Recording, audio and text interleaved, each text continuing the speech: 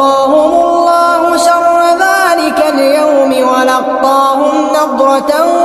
وسرورا وجزاهم